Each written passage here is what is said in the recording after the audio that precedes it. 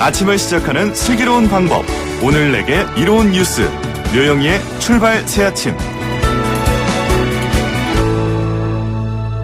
네, 노영희의 출발 새아침 3부 문을 엽니다. 조금 전에 저희가 조국 전 장관에 대한 영장 기각 사유에 대해서 토론을 해봤는데요. 일부 보도에서는 판사가 기각 사유 중에 하나로 죄질이 나쁘다, 좋지 않다 이런 표현을 쓴 것으로 보도가 됐습니다만은 제가 영장 기각 사유 전문을 다 확인을 해보니까 죄질이 좋지 않다는 표현은 그 안에 없었습니다. 다만 이제 여러 가지 정황을 좀 종합해서 그런 기사가 나간 게 아닌가 싶고요. 저희들 오전에 했던 그 1, 2부 했던 그런 발언 조금 정정해야 될 것 같습니다.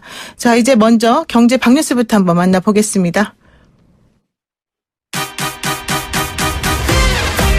알면 대박, 모르면 쪽박.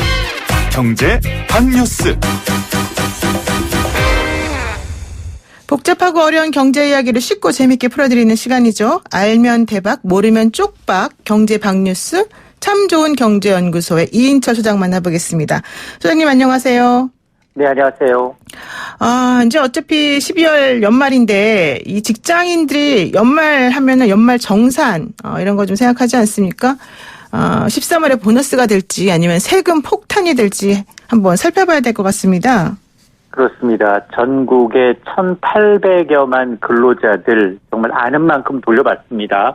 올해부터 달라지는 것들 몇 가지가 있는데요. 좀 소개해드리면 이 문화비, 지난해 하반기부터 문화비 소득공제가 도입이 됐어요. 뭐 도서 구입비나 이제 공연비 같은 경우에 1,900, 7천만 원 이하인 근로자가 이제 이런 문화비를 사용할 경우 공제를 해줬는데 올해는 대상이 더 늘어났습니다.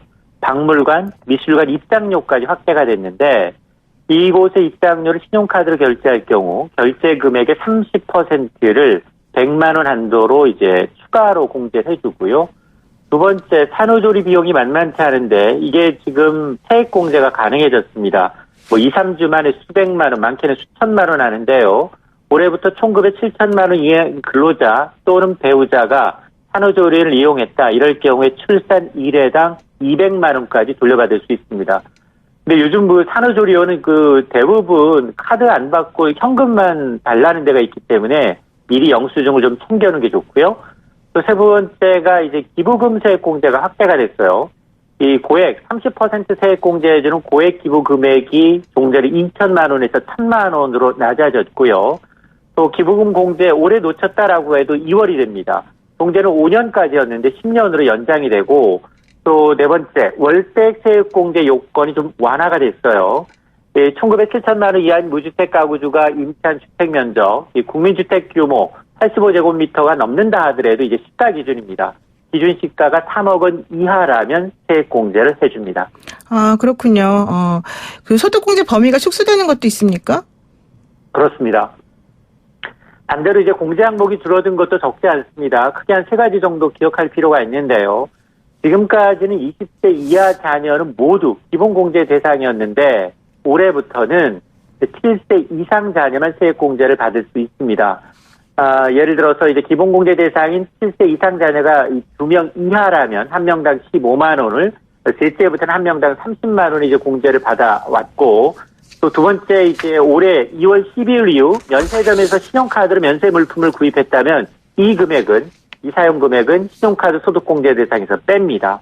그리고 이 세 번째가 근로자 본인 또 기본공제 대상자에 대해서 지출한 의료비 가운데 나는 실손 보험금을 받았다. 그러면 이 수령을 빼고 세액공제 대상 의료비가 계산된다라는 점도 유의하셔야 합니다. 그렇군요.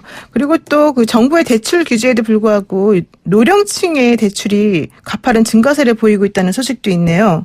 그렇습니다. 지금 정부가 대출을 조이기 시작한 2017년을 기점으로 해서 청년층, 중장년층 대출 증가세는 주춤합니다만 고령층은 여전히 가계부채가 빠르게 늘고 있다라는 겁니다.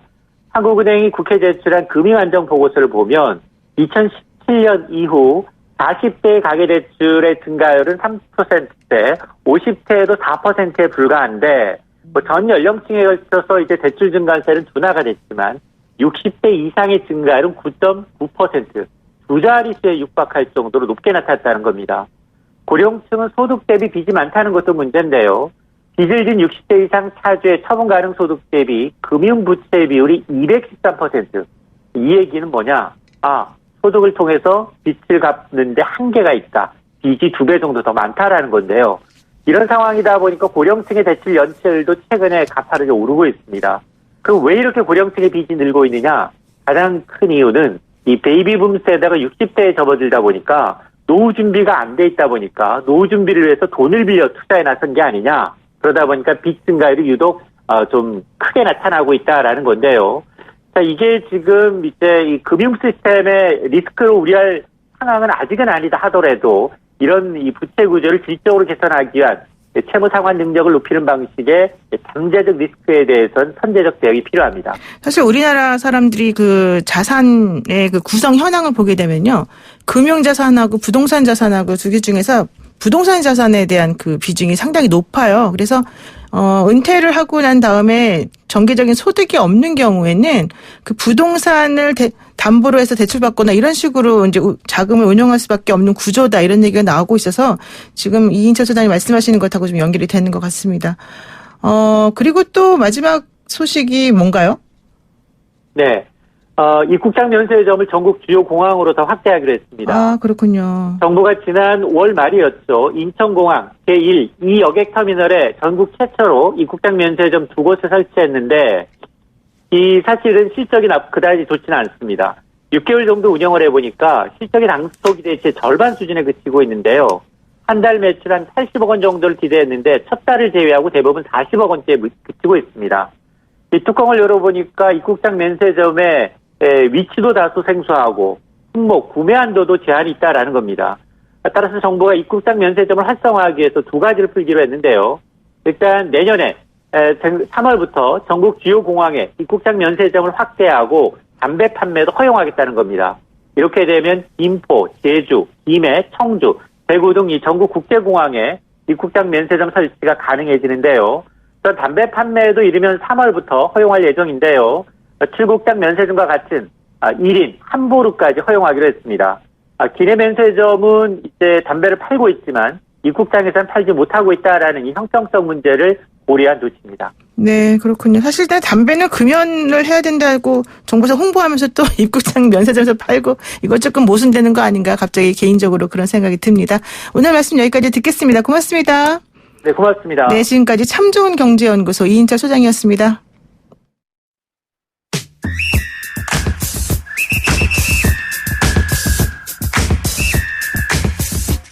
영희와 함께하는 슬기로운 출근길 노영희의 출발 새 아침은 청취자 여러분들과 함께 만들어갑니다.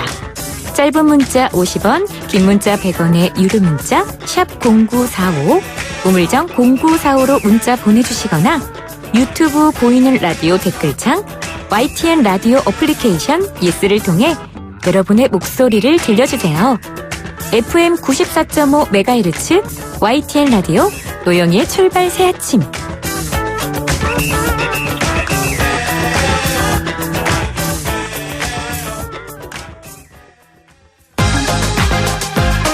아침을 시작하는 슬기로운 방법.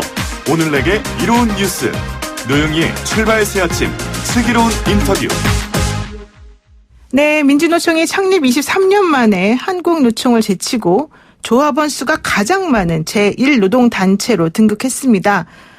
달라진 위상에 걸맞는 노사정 관계 변화와 책임감을 가져야 한다는 목소리가 높게 나오고 있는데요. 하종강 성공에 대해 노동 아카데미 주임 교수 모시고요. 자세한 이야기 한번 나눠보겠습니다. 교수님 안녕하세요. 네, 안녕하세요. 네, 1월 2일에 복귀를 앞두고 있던 쌍용자동차 해고 노동자 47명이 네. 일방적으로 무기한 휴직 통보를 받았다는 소식이 네. 전해졌습니다. 그래서 2009년에 대규모 정리해고로 쫓겨났었는데 이제는 좀 다시 돌아갈 수 있나 보다. 그동안 한 10년 정도 싸웠으니까. 네.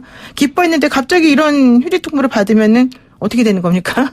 그러니까 문재인 정부 들어선 뒤에 가장 갈목할 만한 성과가 네. 이제 KTX 승무원들의 복직과 쌍용차 해고 노동자 복직이 그렇죠. 주건이었거든요. 네. 10년 만에 이제 복직이 된 겁니다. 그래서 7월 1일자로 복직이 됐지만 업무에 실제 투입되는 게 1월 2일부터로 약속이 돼 있었던 거거든요. 네, 그렇죠. 근데 1월 2일부터 무기한 휴직을 다시 시작한다는 것을 24일 크리스마스 이브에 통보받은 거죠. 어머. 쌍용차 노동자 중에서는 다른 직장에 취업했다가 돌아가려고. 네, 돌아오려고 이사한 사람도 있고 네. 퇴직한 사람도 있고 이렇거든요. 와. 그 KT 승무원 같은 경우에는 합의 내용이 올해까지 복직시킨다는 거거든요. 네네. 근데 회사가 언제 복직시켰을 것 같아요? 언제 했습니까? 12월 31일자로 복직시켰어요. 세상에. 그러나 이게 한국 기업 경영자의 마인드가 이 정도밖에 안 되나. 그러니까 올해 안에 복직하기로 약속을 시켜놓고 12월 31일자로 복직시키는 너무 이거 속이 보이잖아요. 진짜 많이 좀 너무. 근데 쌍용차 네. 사건은 그렇게 복직이 됐는데 다시 무기한 휴직에 들어가게 된 겁니다. 그러면은 휴직 기간 동안에는 월급도 못 받고 근데 그러는 그걸 거예요? 이제 70%를 지급하겠다는 게 회사가 내세운 약속인데 네. 중요한 문제는 이걸 합의하는 과정에 해고된 노동자들은 전혀 참여하지 못했다는 거죠. 그럼 누구랑 얘기가 쌍용차에 되나요? 기업 노조가 있습니다. 네. 지난번에 10년 전에 투쟁 당시에 민주노총을 탈퇴하고 네. 새로 만들어진 노동조합인데 아무래도 좀 노사협조주의적인 네, 그런 노동조합이죠. 그 노동조합과 합의한 사항이 통보된 거거든요. 아니 근데 그렇게 되면은 결과적으로 이 회사 입장에서는 내가 70%를 주는 뭐 일이 있더라도 당신들을 다 고용하는 것보단 나을 거다 이런 생각 때문인 건가요? 물론 회사는 겉으로는 이게 경영상의 이유라고 네. 내세우지만 그 직원이 수천 명인 회사에서 47명을 복직하는 게 경영상이 부담이 된다. 그러면 사실 문 닫아야죠, 그 회사는. 그리고 47명이 들어와서 사실 노동조합을 복원하려고 하는 노력이 회사는 상당히 부담스러웠을 겁니다. 그러니까 사실 뭐 경영상의 문제라기보다는 노동자들이 다시 돌아와서 회사를 또 좀 뭐 시끄럽게 내지는 어지럽게 할까봐 이런 생각도 있을 것이다. 이렇게 그러니까 보시는군요. 쌍용 사건 당시에 이게 기회가 있으니까 제가 이게 말씀드리고 네네네. 싶은데요. 문국현 씨 같은 경우에도 어떤 해법을 제시했냐 하면 가서 네. 그 사람은 기업 경영자 출신이잖아요. 네. 한 명도 해고하지 않고 해결할 수 있다. 예. 즉 1000명을 해고하지 말고 나머지 수천 명이 그 고통을 분담해라.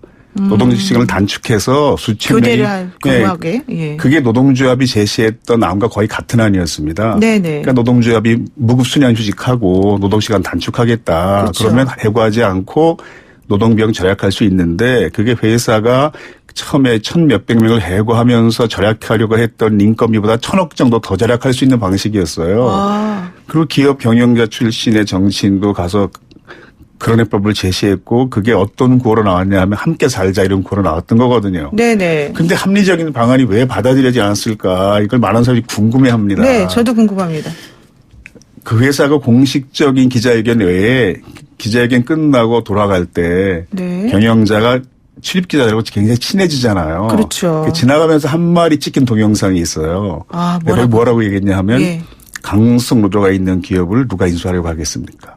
이렇게 말하는 게 찍힌 동영상이 있어요. 그러니까 실제로 그 과정을 통해서 민주노총 금속노조로 상징되는 강성노조를 좀 와해시켜 보겠다는 시나리오가 있었던 게 아닌가. 이게 그 사건 전체에 깔려 있는 배경인 것 같아요. 제가 볼 때는. 아유, 참, 일단 뭐 확인은 안 됐습니다만 마음이 네. 좀 아픈 그런 네. 상황이 됐군요. 좋습니다. 자, 그리고요, 이제 그 민주노총이 한국노총을 추월해서 처음으로 대한민국에서 그 제1노조 단체 뭐 이렇게 된 건데요. 이게 무엇을 의미하는 겁니까, 그러면은? 그러니까 이게 언론에 보도가 돼서 기사화됐을 뿐이지 현장에서는 민주노총이 제1노조 이런 정서가 상당히 강했습니다. 왜냐하면 민주노총 조합원 통계에는 그동안 공무원 노조와 전교조가 포함되지 않았습니다. 법의 네. 노조였으니까. 네. 근데 한국노총과 민주노총 조합원 수 차이보다 항상 이 두 노조 수가 훨씬 많죠. 많았거든요. 네, 그렇죠. 근데 이번에는 공무원 노조가 포함됐으니까 그래서 많아진 거예요? 자연스럽게 많아질 수밖에 없었던 거죠. 그러니까 전교조는 아직도 포함된 수가 그렇죠. 아니니까. 법의 노조로 인정되는. 예, 전교조 조합원 수가 포함되면 이 차이는 더 벌어질 거고요. 네. 그래서 현장에서는 실제적으로는 민주노총이 제1노조다 이런 정서가 산이 많이 예전부터. 있었어요. 예. 근데 이걸 기업 경영계에서 오히려 심각하게 받아들이더라고요. 그렇죠. 사실 그럴 수밖에 없지 않겠습니까? 근데 일단 공무원이 사실은 이 법의 노조에서 법 안으로 들어왔다는 게 사실 매우 중요한 부분이 아닌가 생각이 드는데. 제가 주로 기업의 입장을 대변하는 경제신문이나 보수 언론 논조를 보니까요. 네네. 뭐 기업의 경영 사정이 갈수록 어려워진 상황에서 노조만 호황을 부린 셈이다. 뭐 강성 일변도 민노총이 제1노총 자리를 꿰차게 돼 우려스러운 대목이 적지 않다. 산업 현장 대혼란이 우려된다. 심지어 사설 제목을 기업 쪼그라든 마당에 민노총만 급성장 이게 정상인가 이런 제목의 사설을 쓴 언론도 있는데 저는 사실 이 언론이 정상인가 싶어요. 네, 좀 자극적으로 쓰네요. 이에 또 말씀드리면 민주노총이 언론사에 몇 번 통보를 했거든요. 정식 약칭은 민주노총입니다. 민노총으로 표기하지 마십시오. 네네. 통보했더니 보통 진보 언론으로 분류된 언론들은 민노총 표기 숫자가 확 줄었어요. 근데 보수 언론들은 오히려 그 표기 숫자가 늘었어요, 그 후에. 어머. 그러니까 의도적으로 이 표현을 사용하는 거죠. 그러네요. 민노총이라는 부정적인 표현을. 그러니까 사람들에게 좀 부정적 인식을 확산시키기 위해서라도 이제 이런 식으로 하는 게 아닌가 또 좀 얘기해 볼 수 있는 건데요. 그런데 또 사실 이런 얘기도 사실 있어요. 대통령 직속 사회적 그 대화기구가 경제사회노동위원회 아니겠습니까? 네. 근데 민노총이 이제 불참을 하면서 계속해서 협상을 안 하려고 하는 그런 태도를 보이는 것이 문제다. 예. 또 민노총이 사실은 너무 아까 말씀하신 것처럼 강성노조화가 되면서 껌껌이 모든 것에 다 반대한다. 이러면 우리나라가 어떻게 또 발전하겠냐. 형편이 너무 어렵지 않냐. 뭐 이런 얘기 계속 하거든요. 얼마 전에 한 경제신문이 민노총 대부 이런 기획기사를 쓴 적이 있었어요. 16개인가 17개인가 기사를 기획 시리즈 썼는데 네. 그 첫 번째 기사 제목이 뭐였냐 하면 무소불위 민노총 쉬운 세계 정부위원회에서 국정에 입김 이렇게 제목을 뽑았거든요. 네. 사실 이게 쉬운 세계가 아니라 530개가 돼도 문제가 될 건 없습니다. 왜냐하면 노사정이 가히 동수로 참여하는 위원회들이고 그렇죠. 사실 항노총 위원수가 항상 민주노총 위원수보다 좀 많았기 때문에 네. 전체 위원 중에 민주노총 입장을 가지고 있는 사람 수가 한 6분의 1 정도예요. 그래서 사실 걸림돌이 되고 싶어도 되기 어려운 상황이기 때문에 그걸 걱정할 상황은 아닌데 그렇게 분석을 했던 거고요. 네네. 지금 제1노조가 됐으니까 책임의식을 가지고 경사로에 참여해라. 이게 대부분의 논조입니다. 그렇죠. 그런데 사실은 제1노조인 민주노총이 참여하지 않는 것을 정부와 기업이 좀 더 엄중하게 받아들여야 돼요. 무슨 사실은. 뜻인가를 생각해 봐야 된다? 예. 예.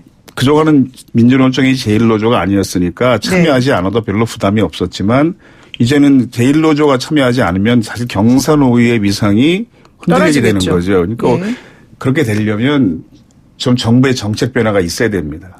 지금 가장 불만이 뭡니까 정부에 대해서 그러면은 민주노총이 이렇게 참여도 하지 않고 이렇게 보이콧이시잖아요. 말하자면 항의 표시로. 그 노사정 협의체가 나라마다 대부분 있어요. 근데 네. 다른 나라 노사정 협의체는 실제로 노사정이 모여서 노동 조건을 개선시키는 방향의 합의들을 계속했습니다. 네. 대표적 경우 스웨덴 같은 경우 연대임금제죠. 네. 그러니까 스웨덴 같은 경우에는 지금 기업 규모별 임금 차별이 금지돼 있거든요. 그러니까 똑같은 경력에 똑같은 자격이면 예를 들어서 2급 기능사 선방공이다 그러면 네. 몇만 명이 있는 볼보에 근무하는 선방공이나 동네 작은 중소기업 선방 임금이 같아야 돼요. 네. 그리고 간호사다 그러면 이제 경력 3년 간호사다 그러면 몇천 명의 간호사가 있는 대학병원에 근무하나 동네 작은 의원에 있거나 임금이 같아야 되는 게 스웨덴 방식인데 물론 그게 많이 훼손되긴 했어요. 그 후에. 그게 노사정 협의체 결정이거든요. 네. 근데 한국도 이제 그런 직종이 있어요. 보면 공무원, 교사, 군인은 그렇거든요. 그렇죠. 예. 뭐 육군본부에 있거나 철책을 지키거나 네, 다 네. 같은 임금체계를 적용받잖아요. 네. 이런 게 노사정 협의체의 성과입니다. 근데 한국은 지금 보면 노동자가 양보할 것을 이미 정해놓고 설득하는 과정처럼 보이는 게 많거든요. 그러니까 주 52시간 이제 유예하겠다. 그다음에 그 탄력 근로제 기간을 연장해 주겠다. 최저임금 결정 과정 이원화시키겠다. 이런 게 다 노동자가 일정 정도 양보해야 되는 내용들입니다. 그걸 미리 딱 정해놓고 그걸 안 받아들이면은 마치 나쁜 사람인 것처럼 지금 뭐 모여서 그렇게 들어가는 의도적으로 건가요? 가지는 않지만 예. 이런 상황이니까 민주노총이 들어가기가 어려운 거예요. 그리고 지금 집행부는 사실 출범할 때부터 선거할 때부터 경선에 참여하겠다는 공약으로 내세운 집행부가 지금 현재 민주노총 집행부입니다. 근데 민주노총은 이런 그 절차적 민주주의를 굉장히 중요시하기 때문에 네. 집행부가 의지를 가지고 있어도 대의원대 통과가 돼야 돼요. 네. 이게 그동안 안 된 거거든요. 근데 이게 대의원대 통과가 되려면 지금 경사노위는 어려워요. 그렇군요. 뭔가 바뀌어야 됩니다. 그래야 변화가 오는 거죠. 근데 단순히 지금 조합원 수가 가장 많아졌다는 것을 이루어 자동적으로 참여하게 되지는 않을 겁니다. 네, 민주노총. 지금 이제 0507 쓰시는 분께서 이런 얘기를 하십니다. 노조가 약자입니까? 노조부터 계약해야 되는 거 아니겠습니까? 뭐 민노총은 해체하고 다시 만들어야 됩니다. 뭐 이런 의견 주시는 분들이 있는데 이게 사실은 이런 식으로 생각하시는 분들이 조금 더 있는 것 같아요. 그건 굉장히 어떻게 많죠. 보세요? 다른 나라 볼 수 없는 특이한 현상인데요. 아, 예. 네. 사실 한국 지금 노동 조직률이 11.6%입니다. 이번에 많이 증가했다고 그래서 11.6%예요. 그거밖에 안 되는군요. 북유럽은 60% 정도잖아요. 예, 예. 또 우리 경쟁 대상기 아시아의 이제 뭐 일본, 싱가포르, 대만과 비교해도 한 3분의 1 내지 2분의 1 정도밖에 안 되는 수준입니다. 네. 그런데도 한국 노동운동에 대한 거의 포비아 현상이 있어요. 아. 한국 노동운동이 크게 잘못했다기보다 네. 노동운동을 올바로 이해할 수 있는 교육이 전혀 이루어지지 않았고 노동운동에 대해서 특별히 혐오감이 생길 수밖에 없는 역사적 과정이 있었어요. 단적으로 우리가 유일한 분당국이잖아요. 네, 그렇죠. 그런데 이북에 있는 집권당 명칭이 노동당이고 발행하는 신문은 노동신문이니까 일단 그러네요. 노동에 대한 레드 컴플렉스가 있는 거예요. 아, 노동이라는 그 글자 네. 자체에 대한. 그리고 한국노총은 굉장히 정상적인 노동운동인데 민주노총은 지나치게 과격하다. 네, 이런 과격하다는 인상이 좀 있죠. 이분법도 잘못된 겁니다. 사실은 데이터를 분석해 보면요. 예. 한국 노동운동처럼 온건한 노동운동이 없어요. 아. 1년에서 발생한 파업 사업 장수도 몇 개 안 되고. 네네. 근데 한국은 노동에 대한 지나친 혐오감이 형성돼 있는 데다가 예를 들어서 독일 같은 경우는 초등학교 과정에서 1년 동안 모의 노사 교섭을 6번 정도 진행하거든요. 많이 하네요. 예, 그러니까 초등학생 때부터 경영자클도 맡아보고 노동자클도 맡아보면서 네. 미래에 대해 준비를 하는데 거기 직접 연수 가서 보고 온 교사들 얘기를 들어보면요. 네. 항상 노동자 간벽가를 신청 학생이 훨씬 많아서 경영자 대표과 학생이 부족하다는 거죠. 그 어떤 학급은 한 명 빼고 전부 노동자 간벽가를 신청하다라는 거예요. 근데 우리나라는 반대인가요? 예, 우리는 아예 그런 교육이 없습니다. 아예 없다. 예. 근데 그 한 명은 나중에 부모의 가업을 이어받을 학생이었다는 거죠. 그리고 프랑스 같은 경우는 고등학교 1학년 시민 법률 사회 과목 교과서 3분의 1 정도 분량이 단체 교섭의 전략과 전술을 짜는 내용으로 채워져 있거든요. 네네. 그러면 아니 왜 고등학교에서 학생에게 단체 교섭의 전략 전술을 몇 달 동안 가르치는 거야. 그렇죠. 좀 우리는 이해가 안 간다. 이런 의문을 갖겠지만 네. 이런 걸 하지 않는 나라가 우리밖에 없습니다. 이게 일본도 미국도 다 해요.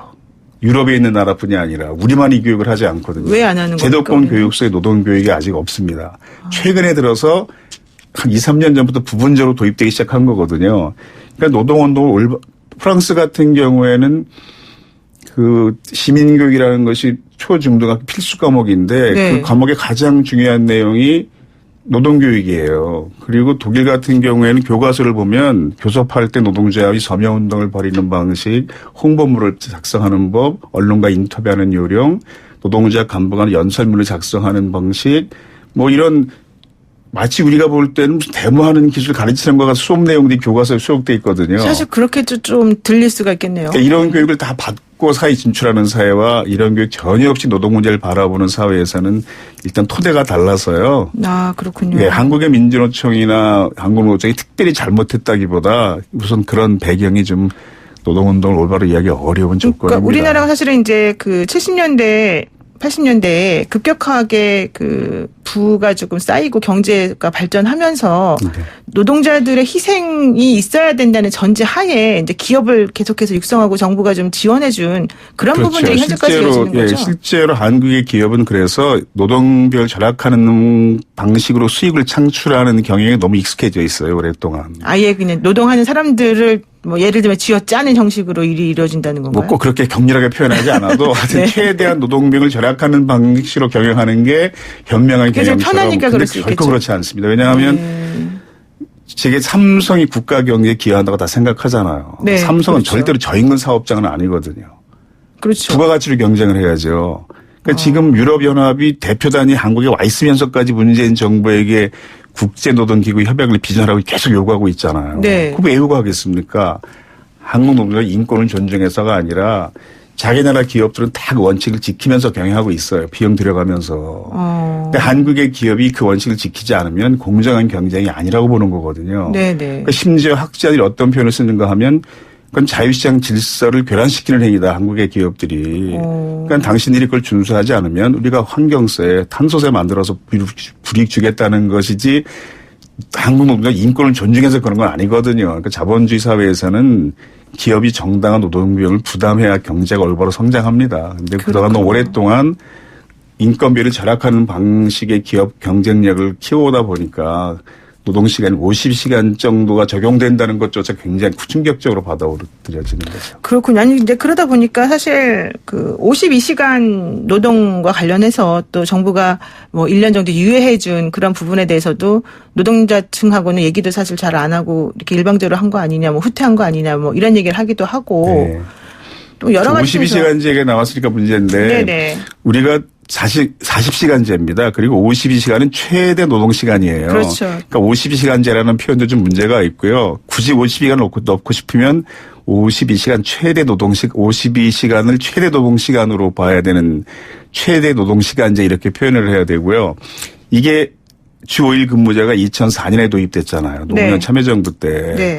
근데 주 5일 근무제가 도입될 때 충격이 지금 52시간제, 이 시간제를 도입하겠다는 때의 충격보다 훨씬 컸습니다. 그때 그랬죠. 사실 우리가 토요일 날 일을 안 한다는 걸 상상을 못 했었죠. 그걸 잘 넘겼거든요. 네네. 근데 그보다 훨씬 적은 충격인 52시간제, 최대 노동시간제를 우리가 감당하지 못할 이유는 없어요.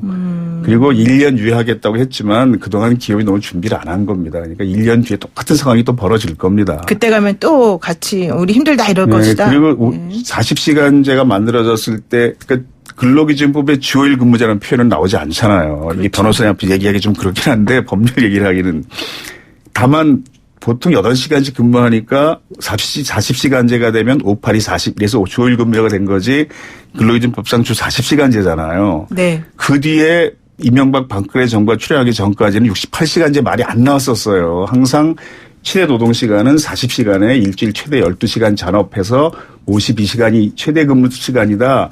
이게 계속 행정해석과 하급심의 판결이었거든요. 네, 맞아요. 서로는 네. 근데 갑자기 이명박 문재인 정부 때 일주일을 5일로 해석하는 이상한 해석을 하면서 토요일, 일요일은 일주일에 포함되지 않으니까 그 연장 근로시간 제한에 포함되지 않아서 12시간 더 일할 수 있다. 이래서 갑자기 68시간 얘기가 나온 게 된 거지. 네, 유권 해석이 좀 그랬다고. 네, 그러니까 사실 52시간제가 과도하게 노동시간을 줄였다기보다 이명박 박근혜 정부 때 잠시 잘못 해석하면 늘어났던 노동시간이 정상화되는 것으로 봐야 돼요. 네.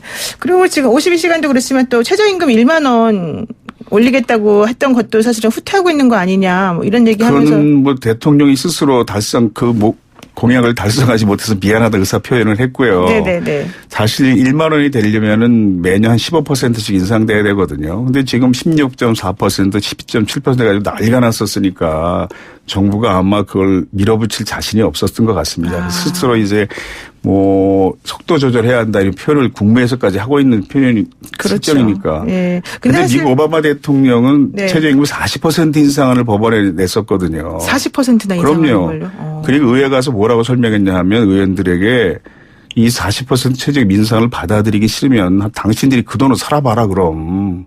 이렇게까지 말했는데 역지사지네요. 예, 오바마 대통령이 그렇게 직접 얘기해서 검색해 보면 나옵니다. 네. 근데 사실 미국 리버럴도 그 정도는 하는 거거든요. 그렇군요. 그래서 16.4%가 그렇게 우리가 신경일적 반응할 만큼 과도 높은 인상이라고 보긴 또 어렵습니다. 근데 사실 이번에 이제 홍남기 경제부총리가 지난 19일 날 그 2020년 경제 정책 방향을 발표하면서 노동개혁을 좀 포함시켰지 않습니까? 이게 그래도 조금 그나마 나은 건가요? 어떻게 되는 건가요? 그 노동개혁이라는 게 사실 그 박근혜 정부 때에는 노동시장 구조개혁이라는 표현을 사용하면서 여러 가지 황당한 조치를 준비했었거든요. 네네. 그래서 노동시장 개혁, 노동개혁 이런 단어에 대해서 좀 우리가 상당히 예민해졌어요. 그렇죠. 예민하죠, 우리가. 예. 네. 그러니까 문재인 정부가 처음에 집권 초기에는 그 노동 존중 사회라는 단어를 자주 사용했거든요. 그리고 그게 3가지 방향으로 진행됐습니다. 네, 어떤 방향이죠? 최저임금 1만 원, 비정규직 제로, 네. 그다음 52시간. 이게 3가지가 문재인 정부로 상징하는 노동 정책이었는데 사실 이게 다 지금 지지부진한 상태에 있는 거거든요. 그러니까 그 정부의 노동개혁 정책 중에서 딱 한 가지만 강조하고 싶은 게 뭐냐 이렇게 묻는다면 네. 비정규직 정규직화를 좀 제대로 이뤄보자. 이걸 부탁드리고 싶고요. 지금 사실 자회사 정규직은 이상한 방식의 정규직화가 많이 이루어졌어요. 그렇죠. 자회사 정규직은 노동자들 스스로 문의뿐인 정규직을 표현하거든요. 자회사 이 자체가 존립이 불안한 회사이기 그렇죠. 때문에. 근데 서울 지하철 같은 경우나 서울대병원 같은 경우는 100% 직고용화로 이뤘거든요. 마음 먹으면 할 수 있습니다. 할 수 있는데 좀 이렇다. 근데 서울시 지하철에서 가능했던 것은 문재인 정부였다기보다 그게 서울시 산하기업에서 가능했던 측면도 있습니다. 근데 할 수 있거든요, 보면.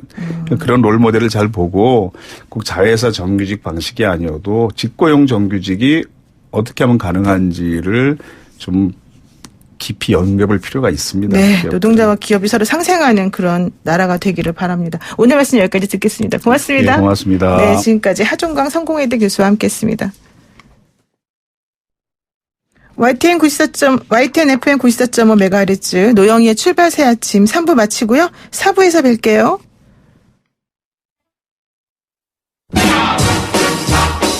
뉴스 탐구 생활 힙 헐 김대호의 연애 동그랑땡. So you met someone who set you back on your heels. 네, 노영희의 출발 새 아침 4부 시작합니다. 김대호 연예 전문기자와 함께하는 연예계 소식. 오늘 뜨거운 금요일, 불타는 금요일 한 주를 마무리하는 의미에서 한번 얘기 들어보겠습니다. 김대호 연예 전문기자 나와 계십니다. 안녕하세요. 네, 안녕하세요. 올해는 이제 마지막 연예 소식이 되겠네요. 네, 오늘이 그렇죠. 마지막 금요일이니까. 그러면 어느 분을 주인공으로 할까요? 원래는 이렇게 연말에 마지막 방송에서는 그 조금 전에 이제 YTN 뉴스에서도 나왔지만은 10대 뉴스 뭐 이런 그렇죠. 걸 뽑아야 되는데 네, 연예 10대 뉴스 이런 거. 올 한 해 너무 그 나쁜 소식들이 너무 많았어 가지고 네. 일단 이제 포기를 하고 조금 이제 새로운 인생을 열어가시는 분에 관한 이야기를 하고자 합니다. 바로 이제 양준일. 예, 지금 이제 대세라고 할 수 있는 탑골 GD로 불리는 이제 그 양준일 씨에 대해서 얘기를 하고자 하는데요. 네. 제가 이제 1967년 1월생이고 본인이 네네. 그렇게 막 본인의 개인정보를 말씀하셔도 되나요? 네, 뭐 양준일 씨 같은 경우에 1969년생이시고 아, 그래요? 젊은 그다음에 분이 또 아니네요. 데뷔를 1991년에 했는데 제가 그때 기자 생활을 시작을 했거든요. 네. 그러니까 저의 이제 세대라고 할 수 있기 때문에 그러네요. 이번 이제 다시 그 관심을 받는 거에 대해서 굉장히 좀 뭐랄까 기쁜 마음? 나도 한번 다시 빛날 수 있고 나도 한번 달콤하게 사람들에게 다가설 수 있지 않을까 하는 기대감이 있습니다. 지금 같은 50대끼리 좀 도와주자 이런 거니까. 조금 밀어주고 싶어요. 네, 알겠습니다. 저는 근데 사실 어제랑 계속해서 양준일 이름이 이렇게 검색어에 올라와서 네. 이 사람이 누구지? 이제 그러면서 살펴봤었어요. 네, 이렇게 오래되신 분, 91년도에 데뷔하신 분이 왜 갑자기 이렇게 검색어에 상위에 링크되고 그런 겁니까? 그 이제 그 영화 쪽에서는 그런 게 있어요. 뭐냐면은 굉장히 좋은 작품인데 너무나 멋진 작품인데 이 흥행에 성공하지 못한 작품을 뭐라 그러느냐면은 네. 저주받은 걸작이라고 그러거든요. 아이고. 그런 작품들이 꽤 있잖아요. 근데 많죠, 사실은. 우리나라 가수들, 해외 가수들 같은 경우에도 이 지나와서 생각을 하면은 굉장히 멋지고 그다음에 멋진 퍼포먼스, 음악성 뛰어나는데 당시에 사랑을 받지 못했던 가수를 뭐 어떻게 칭해야 될지 모르겠지만 그 중에 한 명이 바로 이제 그 양준일인 것 같습니다. 근데 원래 그때 무슨 노래가 히트했나요, 그럼요? 레베카 뭐 그다음에 또 이제 그 댄스 위드미 아가씨 가나다라 마바사 요런 그 세 곡 정도가 가장 유명한데요. 가나다라 마바사는 송창식 씨 거 아니에요? 아니. 아, 그것도 아닙니까? 근데 조금 이제 그 살아온 인생이 그 살펴봐야 될 것 같아요. 그러니까 뭐랄까요? 그 외국인으로서 산 시간이 굉장히 많아요. 1969년도에 베트남 사이공에서 태어났는데 홍콩과 일본에서 살다가 대한민국으로 귀화를 해서 서울에서 살다가 다시 또 1978년도에 미국 로스앤젤레스로 이민을 갔다가 다시 또 한국에 들어와서 연세 한국어학당에서 공부하다가 음반을 내게 되는. 되게 나라가 너무 많이 나와가지고 그러니까 헷갈리는데. 여러 가지 문화가 섞여 있는 거예요. 되게 독특한 그렇죠. 퍼스널리티를 가지셨을 그래서 것 이제 같아요. 음악이나 아니면 다른 장르의 이제 예술 같은 경우에도 좀 그 믹스가 됐을 때 굉장히 그 조금 진보적인 그런 작품들이 나오는데 이 양준일 같은 경우에는 인생사에 그런 이 역정 속에 그런 것들이 모두 담겨 있지 않나 하는 생각이 듭니다. 그러면 이분이 왜 아까 탑골 GD라고 말씀하셨는데 왜 탑골 GD라고 부르는 거예요? 탑골 가요제라는 게 있어요. 이게 그런 게 있어요? 어느 곳에 있냐면은 바로 네. 이제 요즘 대세라고 할 수 있는 유튜브에서 이제 옛날 가요들, 네. 그다음에 또 명장면들 이런 것들을 이제 계속해서 틀어주는 게 있는데. 저는 탑골 그래서 종로상가 탑골공원인 줄 알았더니 그게 아니군요. 그래서 이제 뭐 이런 얘기하면 그렇지만 이제 탑골에 나이 드신 어르신분들이 많이 가잖아요. 네, 맞아요. 그러니까는 이제 예전에 이제 뭐 60년대, 70년대, 80년대.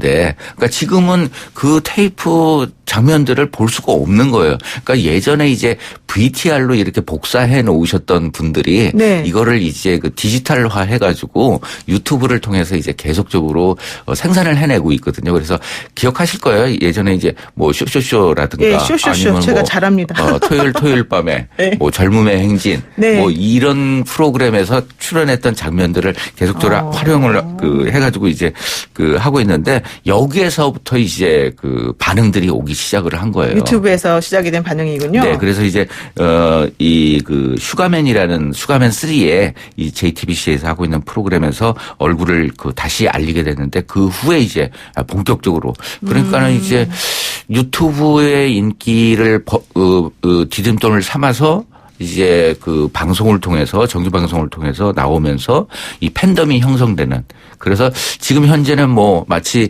서태지와 아이들 시대에 같이 이제 활동을 했거든요. 네. 하지만 양준일이 먼저 앞서갔다. 이 모든 것을 이끌어갔고 네. 뭐 그다음에 또 현진영 같은 경우에도 굉장히 앞선 뮤지션으로 불리는데 그렇죠. 현진영도 따라갈 수 없다 해서 이제 현진영 씨와도 이 팬덤 사이에 약간 이제 트러블이 있는 그럴 정도로 이제 신드롬이 일고 있습니다. 지금 그러면은 이제 말씀하신 걸 종합해 보면은 양준일이라는 사람은 여러 나라의 문화가 복합적으로 이렇게 체득이 된 사람으로서 네. 사실은 상당히 독특한 그 당시 91년도에 데뷔할 당시에 독특한 느낌을 주고 뭐 이런 사람이었다. 근데 그 당시에는 인정을 못 받고 있다가 이번에 유튜브를 통해서 인정을 받게 되었는데 특히 옛날에는 이제 거부감을 조금 우리가 느꼈던 패션이나 이런 네. 것들이 새롭게 조명이 된다 이런 얘기인가요? 그러니까 시대를 앞서간 것만은 분명한 것 같아요. 당시에 양준일 같은 경우에는 평가받기를 좋은 평가는 이제 세련된 외모, 그다음에 외모가 또 잘생겼습니까? 우상, 네, 네. 굉장히 잘생겼죠. 네네. 또 이국적인 퍼포먼스와 뭐 강렬한 무대 매너, 개성이 강한 음악 이렇게 이제 표현이 되어져 있거든요. 네네. 그런데 문제는 뭐냐면 한국 가요계의 정서와 맞지 않아서 호불호가 굉장히 엇갈렸던. 그리고 또 이제 뭐 비자 문제로 인해 가지고 계속적으로 활동을 하지를 못했었는데 네네. 뭐 이러한 것들이 만약에 가사에 이제 뭐 외국어를 갖다 너무 많이 사용해 가지고 심의 대상이 되거나 뭐 이런 게 있었는데 정말 시대를 앞서갔기 때문에 그러시지 만약에 양준일이라는 가수가 지금 현재 태어나서 그 음악을 다시 했다면 아마 또 아주 새로운 평가를 받지 않았을까 하는 생각이 듭니다. 이 생각들이 바로 이제 이 양준일을 탑골 GD라는 타이틀로 올리게 되는 그런 계기가 된 것 같습니다. GD가 무슨 뜻인데요?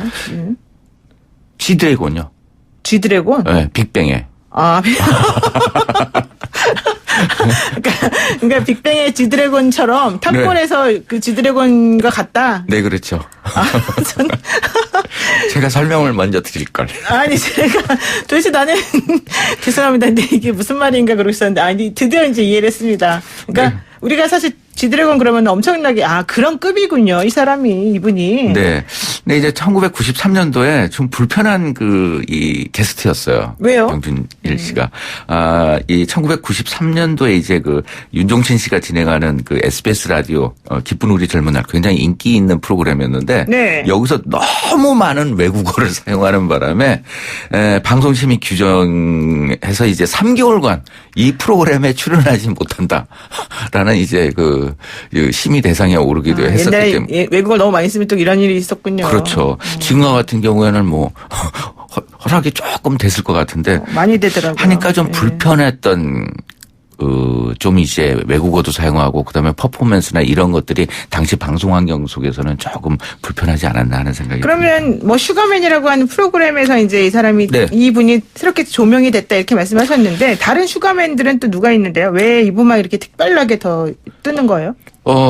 일단 이제 팬덤이 갖춰진 부분이 있는 것이고, 그다음에 또 이제 과거 같은 경우에도, 활동을 하다가 별로 인기를 얻지 못했지만은 리바이벌 곡, 다시 이제 부르면서 그 가수가 재조명 받는 경우가 있거든요. 그렇죠. 그러니까 대표적으로 이제, 그리움만 쌓이네.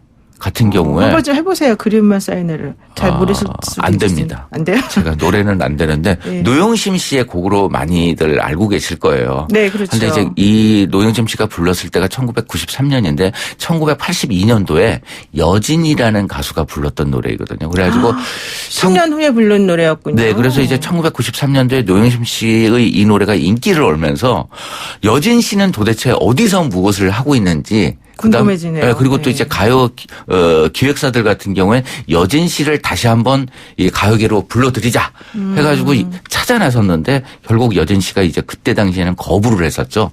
음악 선생님으로 활동을 하고 계셨기 때문에 이게 선생님으로서 조금 이제 이제 가수로 활동하는 거에는 적절치 않다라는 생각에 그때는 활동을 하지 않았었는데 또 이제 진성이라는 가수가 있는데 안동역이라는 노래로 네, 안동역에서. 네, 이분도 굉장히 이제 오랫동안 활동을 했었는데 인기를 못 얻다가 또 이제 안동역이라는 노래를 발표하게 되면서 굉장히 또 이제 이 SNS나 아니면 또 유튜브에서 큰 인기를 모으기도 그 했었죠. 노래방 가면은 엄청 나이 드신 분들이 좋아하시던 노래라고 저는 기억을 하는데요.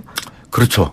근데 지명이 들어가는 노래가 인기를 얻는데 기반이 된 것 그렇죠. 같아요. 이런 것도 있는 것 같아요. 어쨌든 예전에는 좀 인기를 못 얻고 인정을 못 받다가 이제 네. 나이 들어서 다시 제2의 인생을 사는 듯한 느낌이 드니까 더- 그분하고 더 동일시를 하는 거 아니겠습니까? 더 박수를 쳐주게 되고 그렇죠. 그다음에 또 우리도 할 이제 수 있다. 네, 이렇게. 그렇죠. 좋습니다. 50대 여러분, 우리도 할 수 있다. 오늘의 키워드인 것 같은데요. 자, 다음 소식으로 한번 넘어갈게요. 아이돌 그룹인 트와이스가 신변 보호 요청을 했다. 이거 무슨 말입니까?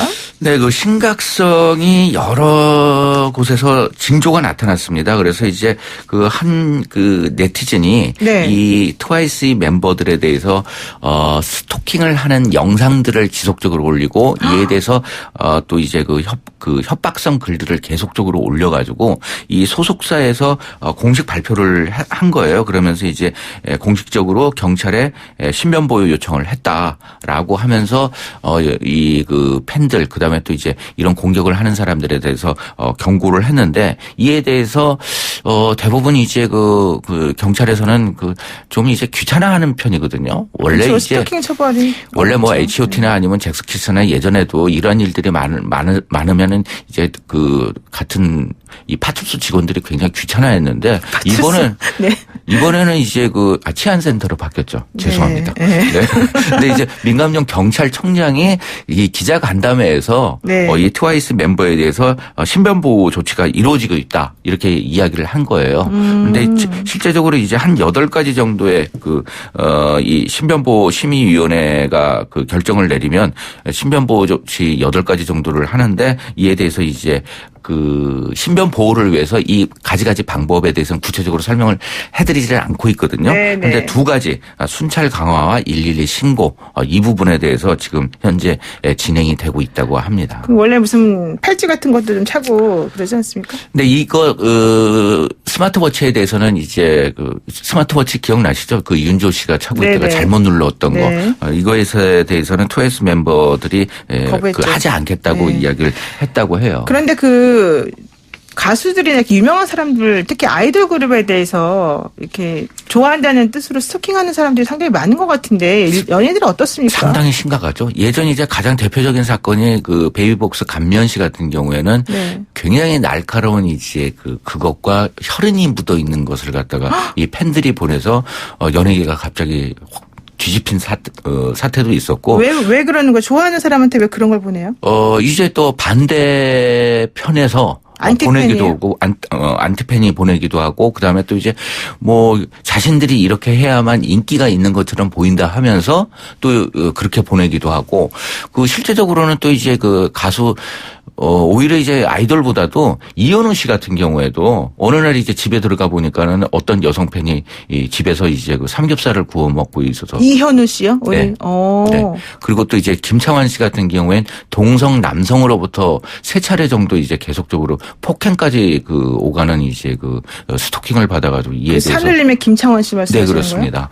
그런 경우도 있고 이제 중견 연예인 여자 연예인 같은 경우에도 계속적으로 하는데 공포심은 뭐냐면 이 사람이 나타나지 않는데 어디에서 무엇을 하고 있는지에 대해서 다 알고 있는 거예요. 그러니까 너무 신기하네요. 옛날에는 그런 것도 사실 더 파악하기 어려웠을 텐데 지금 말씀하시는 분들은 다 예전에 많이 활동하던 분들이잖아요. 그렇죠. 그때 당시 이런 식으로 스토킹이 됐다는 거는 그렇습니다. 정말 쫓아다녔다는 것밖에 말이 안 되는 거잖아요. 그렇죠. 그리고 또 이제 이 트와이스 같은 경우에도 사실상 매니저와 함께 다니기 때문에 이게 거의 보호가 되겠지만은 그 사적인 약간의 활동이 있잖아요. 네, 뭐 네. 가족을 만난다거나 아니면 친구를 만난다거나 이러할 때도 이 팬들에게 노출이 됐을 때는 굉장히 위험한 상황이 되거든요. 하기 때문에 그런 부분에 대해서 지금 현재 그 협박이나 아니면 스토킹을 하고 있는 사람에게 노출이 된 것이죠. 이에 대해서 정말 이제 어디 나갈 수가 없는 그런 공포 때문에 굉장히 그 뭐 팬으로 가장한 정말 범죄자라고 하는 편이 더 옳지 않나 하는 생각이 듭니다. 그래서 사실은 이제 이런 식으로 그 스토킹을 하면서 사람을 이제 괴롭히는 게 이게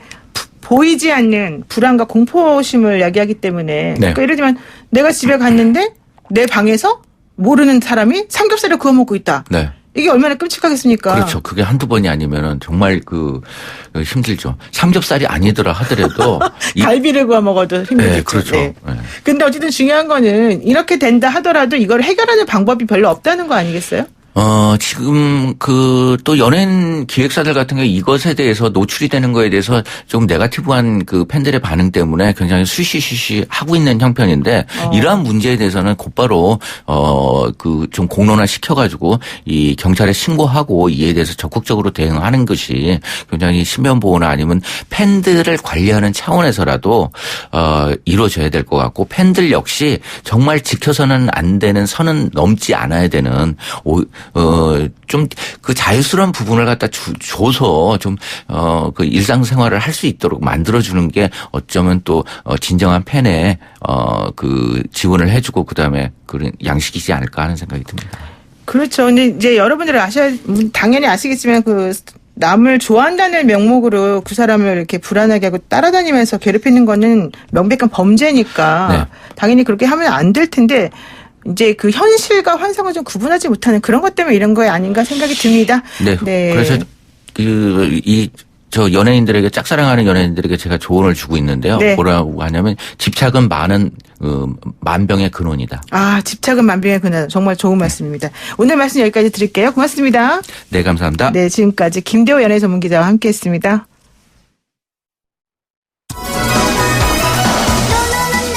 네, 시대를 앞서갔던 뮤지션 양준일 씨의 이야기를 오늘 4부에서 나눠봤는데요. 양준일 씨가 얼마 전까지 미국에서 서빙 일을 하면서 힘들게 생계를 이어가고 있었다고 합니다. 우리는 1991년도에 데뷔한 이 재능 넘치는 가수를 왜 알아보지 못했을까요? 왜 양준일 씨는 스스로 가장 빛날 수 있는 무대에 계속 설 수 없었을까요? 아마도 1981년의 한국 사회는 다른 것이나 새로운 것을 받아들일 수 있는 여유가 부족했던 게 아닐까 생각합니다. 올해 마지막 금요일 아침 새로운 생각, 다른 의견이 더 나은 내일을 만들 수 있는 2020년이 되기를 기원합니다. 노영희의 출발 새 아침 다음 주 월요일 아침 7시 정각에 변함없는 내용으로 찾아뵙겠습니다. 고맙습니다.